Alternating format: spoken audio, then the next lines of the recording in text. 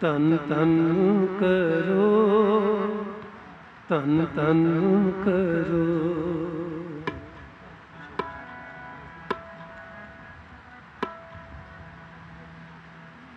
ਮਿਲ ਸੰਗਤ ਤਨ ਤਨ ਕਰੋ, ਤਨ ਤਨ ਕਰੋ। ਮਿਲ ਸੰਗਤ ਤਨ ਤਨ ਕਰੋ, ਤਨ ਤਨ ਕਰੋ।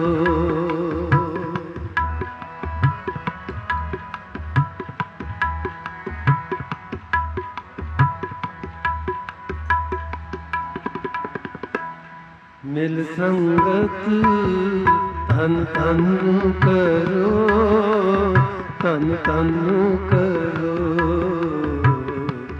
ਮਿਲ ਸੰਗਤ ਤਨ ਤਨ ਕਰੋ, ਤਨ ਤਨ ਕਰੋ। ਸੋਈ ਰਾਮਦਾਸ ਗੁਰ ਬਲ ਪਾਣੋ,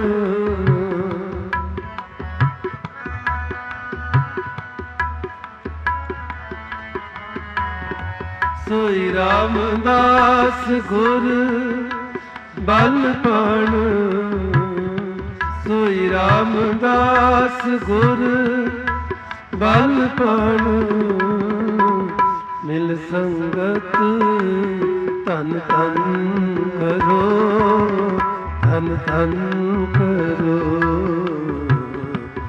ਮਿਲ ਸੰਗਤ ਤਨ ਤਨ ਕਰੋ, ਤਨ ਤਨ ਕਰੋ। ਸੋਈ ਰਾਮਦਾਸ ਗੁਰ ਬਲ ਪਾਣੋ। ਸੋਈ ਰਾਮਦਾਸ ਗੁਰ ਬਲ ਪਾਣੋ। ਮਿਲ ਸੰਗਤ ਤਨ ਤਨ ਕਰੋ, ਤਨ ਤਨ ਕਰੋ। ਮਿਲ ਸੰਗਤ ਤਨ ਤਨ ਕਰੋ, ਤਨ ਤਨ ਕਰੋ।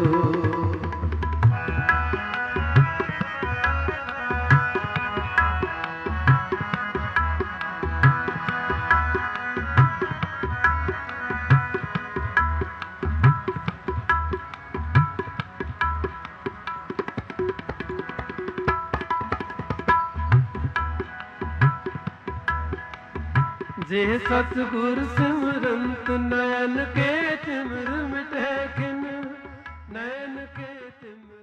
ਸਤਿਨਾਮ ਵਾਹਿਗੁਰੂ, ਸਤਿਨਾਮ ਵਾਹਿਗੁਰੂ, ਸਤਿਨਾਮ ਵਾਹਿਗੁਰੂ, ਸਤਿਨਾਮ ਵਾਹਿਗੁਰੂ,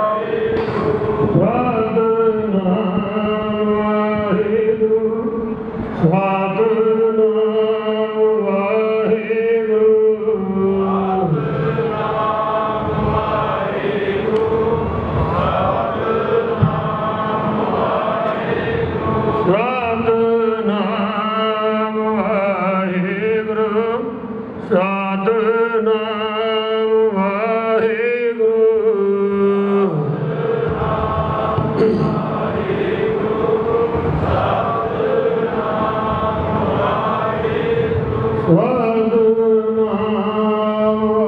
ਸਤਿਨਾਮ ਵਾਹਿਗੁਰੂ, ਸਤਿਨਾਮ ਵਾਹਿਗੁਰੂ, ਸਤਿਨਾਮ ਵਾਹਿਗੁਰੂ,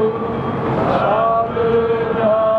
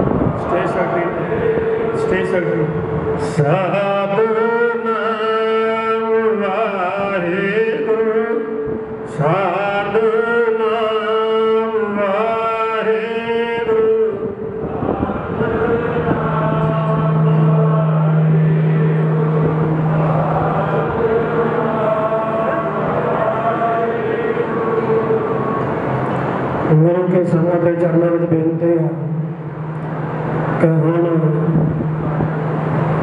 जो 400 साल श्री गुरु हरगोबिंद पातशाह बंदी छोड़ दाता की शताब्दी के संबंध में जो मीटिंग पर आरंभ हो रही है, उस तो पहला गुरु के चरण परसने जरूरी है। 5 बेरा मूल मंत्र का जाप आप सारे रल मिल के करांगे। एक ओंकार तो लैके नानक उसे भी सच तक इतों तक 5 बेरा आप मूल मंत्र का जाप करके फिर स्टेज की रमता करांगे। फिर रसना खाली ना जाए, सारे ने एक आवाज के सारे ने बोलना, एक ओंकार सतनाम करता पुरख निर्भय निर्वैर अकाल मूरत अजूनी सहभं गुर प्रसाद जप आद सच जुगाद सच है भी सच नानक होसी भी सच। एक ओंकार सतनाम करता पुरख निर्भय निर्वैर अकाल मूरत अजूनी सहभं गुर प्रसाद जप आद सच जुगाद सच है भी सच नानक होसी भी सच। एक ओंकार सतनाम करता पुरख निर्भय निर्वैर अकाल मूरत अजूनी सहभं गुर प्रसाद जप आद सच जुगाद सच है भी सच नानक होसी भी सच।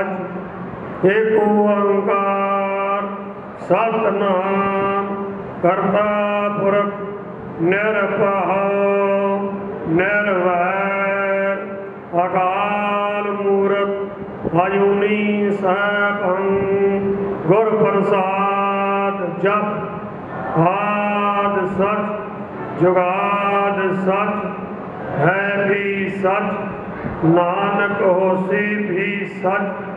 एक ओंकार सतनाम करता पुरख निर्भय निर्वैर अकाल मूरत अजूनी सहभं गुर प्रसाद जप आद सच जुगाद सच है भी सच नानक होसी भी सच। वाहिगुरु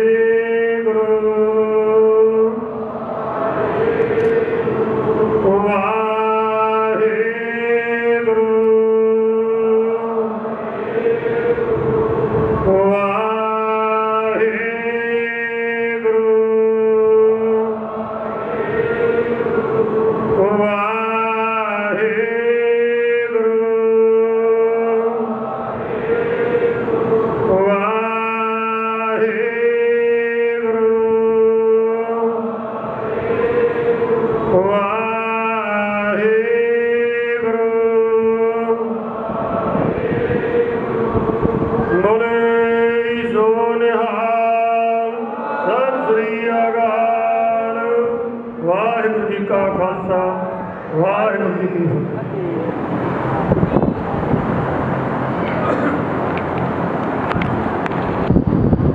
वाहिगुरु जी का खालसा वाहिगुरु जी की फतेह। गुरु की साजी नवाजी समूह साध सत्कारयोग महापुरख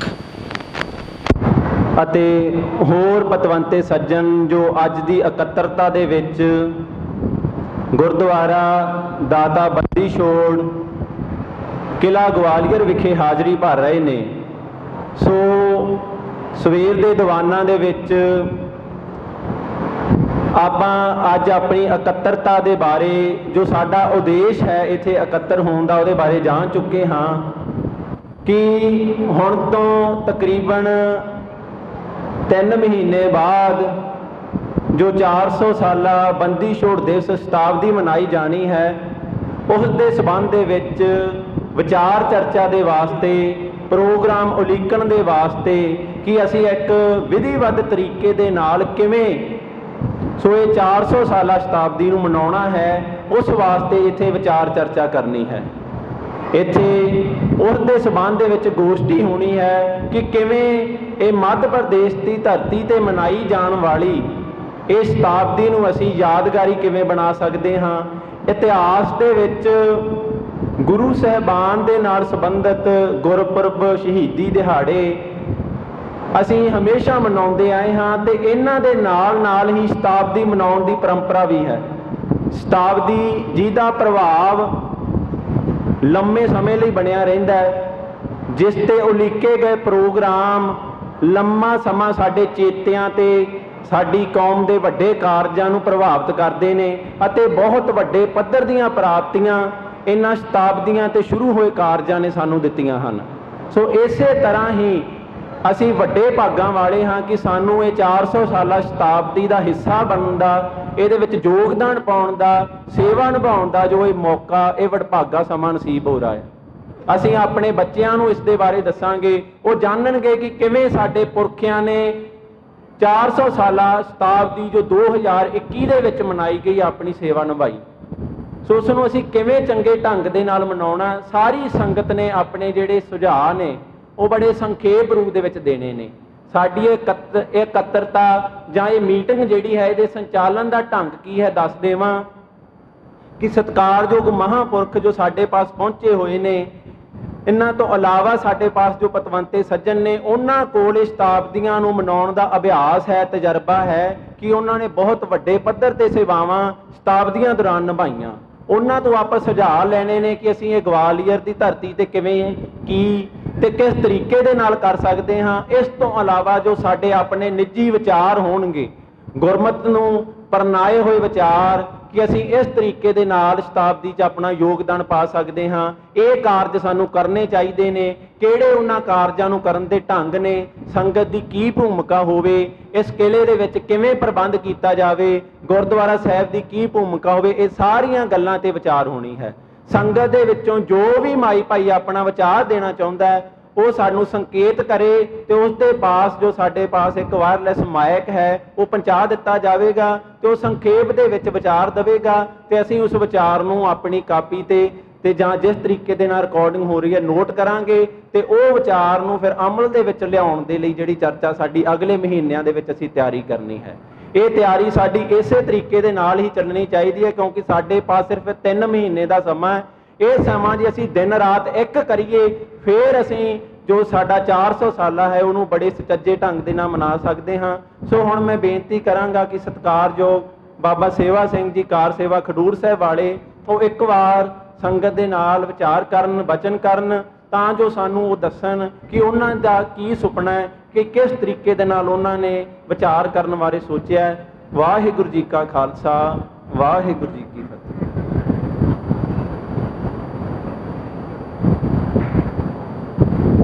ਗੁਰੂ ਪਿਆਰੀ ਸਾਧ ਸੰਗਤ ਜੀ,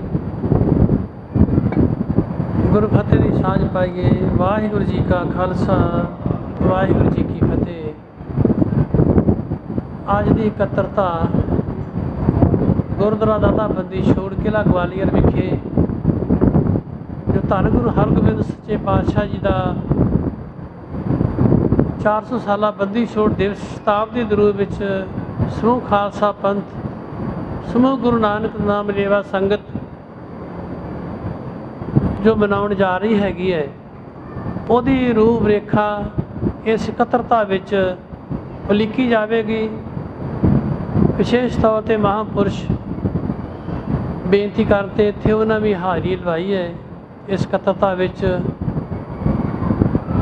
ਬਾਬਾ ਬਚਨ ਸਿੰਘ ਜੀ ਕਾਰ ਸੇਵਾ ਮਹਾਂਪੁਰਸ਼ ਦਿੱਲੀ ਵਾਲੇ, ਬਾਬਾ ਹਰਭਜਨ ਸਿੰਘ ਵਰਸੋਂ ਹੋਏ, ਬਾਬਾ ਨਰਿੰਦਰ ਸਿੰਘ ਜੀ ਸੱਚਖੰਡ ਸ੍ਰੀ ਹਜ਼ੂਰ ਸਾਹਿਬ ਨੰਦੇੜ ਤੋਂ ਕਾਰ ਸੇਵਾ ਵਾਲੇ ਮਹਾਂਪੁਰਸ਼, ਬਾਬਾ ਕਸ਼ਮੀਰ ਸਿੰਘ ਜੀ ਭੂਰੇ ਵਾਲੇ ਮਹਾਂਪੁਰਸ਼ ਅੰਮ੍ਰਿਤਸਰ ਸਾਹਿਬ ਤੋਂ, ਬਾਬਾ ਜਗਤਾਰ ਸਿੰਘ ਜੀ ਤਰਨਤਾਰਨ ਕਾਰ ਸੇਵਾ ਦੇ ਨੁਮਾਇੰਦੇ, ਬਾਬਾ ਜਸਵੀਰ ਸਿੰਘ ਜੀ, ਬਾਬਾ ਜੋਗਾ ਸਿੰਘ ਜੀ ਔਰ ਬਾਬਾ ਠਾਕਰ ਸਿੰਘ ਜੀ ਧੌਲਪੁਰ ਤੋਂ ਮਸ਼ਕੜ ਤੋਂ ਆਏ ਨੇ। ਹੋਰ ਇਲਾਕੇ ਦੇ ਮਹਾਂਪੁਰਸ਼ ਸੰਗਤਾਂ ਇੱਥੇ ਪਹੁੰਚੀਆਂ ਨੇ। ਹੁਣ ਆਪੋ ਆਪਣੇ, ਕਿਉਂਕਿ ਸਮਾਂ ਵੀ ਬਹੁਤਾ ਨਹੀਂ, ਥੋੜ੍ਹੇ 2-2 4-4 ਮਿੰਟ ਵਿੱਚ ਹੀ ਆਪਣੀ ਮਨ ਦੀ ਵਿਲਵਲੇ ਨੇ, ਮਨ ਦੀ ਸੁਝਾਅ ਨੇ, ਮਨ ਦੇ ਵਿਚਾਰ ਨੇ ਗੁਰਮਤਿ ਅਨੁਸਾਰ ਉਹ ਆਪਾਂ ਸਾਂਝੇ ਕਰਨੇ ਨੇ। ਉਹ ਸਿੰਘ ਇੱਥੇ ਨੋਟ ਕਰੀ ਜਾਣਗੇ ਤਾਂ ਕਿ ਵਧੀਆ ਸੁਚੱਜੇ ਢੰਗ ਦੇ ਨਾਲ, ਸੁਚਾਰੂ ਢੰਗ ਦੇ ਨਾਲ ਜਿਹੜੀ ਸ਼ਤਾਬਦੀ ਹੈ ਇਹ ਮਨਾਈ ਜਾਵੇ। ਸਾਰੀ ਸੰਗਤਾਂ ਦਾ ਇਕੱਤਰ ਹੋਣਾ, ਉਹਨਾਂ ਦੀ ਰਿਹਾਇਸ਼ ਦਾ ਪ੍ਰਬੰਧ ਕਰਨਾ, ਲੰਗਰ ਪਾਣੀ ਦਾ ਕਰਨਾ, ਉਹਨਾਂ ਦੀ ਮਤਲਬ ਆਏ ਗਏ ਦੀ ਸਹੂਲਤ ਵਾਸਤੇ ਟਰਾਂਸਪੋਰਟ ਦਾ, ਪਾਰਕਿੰਗ ਦਾ, ਹੋਰ ਸਾਰੇ ਬਹੁਤ ਐਸੇ ਪਹਿਲੂ ਨੇ ਜਿਹੜੇ ਕਿ ਆਪਾਂ ਵੱਖ-ਵੱਖ ਆਪਾਂ ਸਾਰੀ ਸੇਵਾ ਸੰਭਾਲਣੀ ਆ। ਵੈਸੇ ਤਾਂ ਆਪਾਂ ਹਰ ਜੋੜ ਮੇਲੇ ਰਸੂ ਦੀ ਮੱਸੇ 'ਤੇ ਸੰਭਾਲਦੇ ਹਾਂ, ਪਰ ਇਹ ਜੋੜ ਮੇਲਾ ਬਹੁਤ ਵੱਡੀ ਤਾਦਾਦ ਸੰਗਤਾਂ ਨੇ ਆਉਣਾ ਹੈ ਅਤੇ ਵੱਡੀ ਪੱਧਰ 'ਤੇ ਹੀ ਪ੍ਰਬੰਧ ਕਰਨੇ ਆਪਾਂ ਨੂੰ ਪੈਣੇ ਨੇ ਸਾਰੀ ਸੰਗਤਾਂ ਨੂੰ।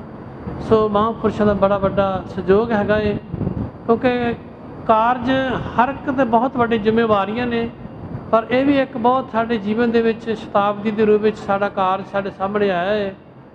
ਕਿਉਂਕਿ ਸ਼ਤਾਬਦੀਆਂ ਜੋ ਸ਼ੁਰੂ ਤੋਂ ਹੋਈ ਹੈ ਸੱਚਖੰਡ ਤਖਤ ਸ੍ਰੀ ਪਟਨਾ ਸਾਹਿਬ ਤੋਂ ਸ਼ਤਾਬਦੀ ਦਾ ਸ਼ੁਰੂਆਤ ਹੋਈ ਆ 1966 ਦੇ ਵਿੱਚ, ਕਿਉਂਕਿ ਪਹਿਲਾਂ ਗੁਲਾਮੀ ਦੇ ਦੌਰਾਨ ਕਰਕੇ ਕੋਈ ਸ਼ਤਾਬਦੀ ਖਾਸ ਪੰਥ ਬਣਾ ਨਹੀਂ ਸਕਿਆ। ਪਰ ਧੰਨ ਗੁਰੂ ਗੋਬਿੰਦ ਸਿੰਘ ਮਹਾਰਾਜ ਪਾਤਸ਼ਾਹ ਜੀ ਦੇ 300 ਸਾਲਾ ਪ੍ਰਕਾਸ਼ ਦਿਹਾੜਾ ਪਟਨਾ ਸਾਹਿਬ ਦੀ ਧਰਤੀ 'ਤੇ ਸਿੱਖ ਸੰਗਤਾਂ ਨੇ 1966 ਵਿੱਚ ਬਣਾਇਆ।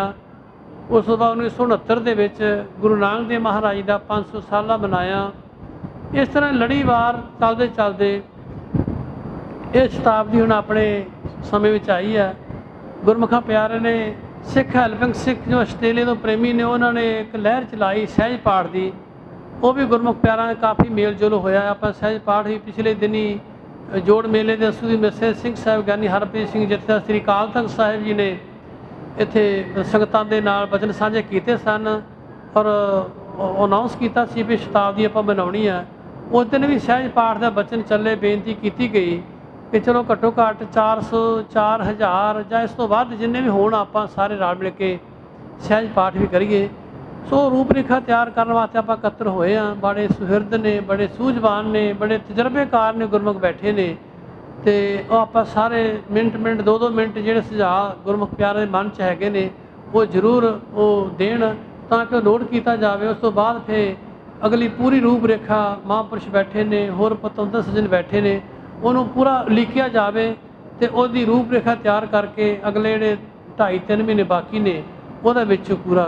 ਕਿਉਂਕਿ ਵੈਸੇ ਪਿਛਲੇ ਸਾਲ ਮਨਾਉਣ ਦਾ ਪ੍ਰੋਗਰਾਮ ਬਣਾਇਆ ਸੀਗਾ, ਪਿਛਲੀ 23 ਮਾਰਚ ਨੂੰ ਮਹਾਂਪੁਰਸ਼ਾਂ ਨੂੰ ਬੇਨਤੀ ਕੀਤੀ ਸੀ, ਹਜ਼ੂਰ ਸਾਹਿਬ ਵੀ, ਅੰਮ੍ਰਿਤਸਰ ਸਾਹਿਬ ਵੀ, ਹੋਰ ਮਹਾਂਪੁਰਸ਼ਾਂ ਨੂੰ ਉਹਨਾਂ ਤਿਆਰੀ ਵੀ ਕੀਤੀ, ਪਰ 22 ਨੂੰ ਲੋਕਡਾਊਨ ਲੱਗ ਗਿਆ ਪਿਛਲੇ ਸਾਲ, ਉਹ ਇਕੱਤਰਤਾ ਨਹੀਂ ਹੋ ਸਕੀ ਅਤੇ ਸਾਰਾ ਸਾਲ ਇਸ ਤਰ੍ਹਾਂ ਦਾ ਹੋ ਗਿਆ।